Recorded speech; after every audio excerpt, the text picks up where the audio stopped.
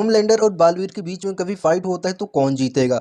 तो इसके बारे में हमसे हमारे एक सब्सक्राइबर ने पूछा है। तो देखो भाई, अगर इन दोनों के बीच में एक फेयर फाइट होता है तो उसका विनर बालवीर ही होगा। अब कैसे होगा, चलो जानते हैं। सबसे पहले बात करते हैं होमलैंडर की ताकतें और कमजोरियों के बारे में। होमलैंडर के पास सुपर स्ट्रेंथ, स्पीड, ड्यूरेबिलिटी, वह लगभग हर भौतिक हमले से अजेय है। यहाँ तक कि पृथ्वी के हथियार भी उस पर काम नहीं करते। उड़ान और हीट विजन जैसी क्षमताएं हैं। हालांकि उसकी कुछ मानसिक कमजोरियां हैं और वह सोनिक अटैक से प्रभावित हो सकता है।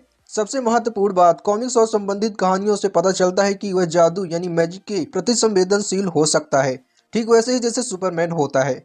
बालवीर की बात करें तो बालवीर के पास न केवल सुपर ह्यूमन स्ट्रेंथ और एजिलिटी है, बल्कि उसके पास जादू और 5 तत्वों यानी कि पृथ्वी, जल, अग्नि, वायु और आकाश की शक्तियां भी है। वह इन शक्तियों का उपयोग विभिन्न प्रकार के ऊर्जा हमलों, हेरफेर और संभवतः विशेष रक्षात्मक या आक्रामक जादू करने के लिए कर सकता है।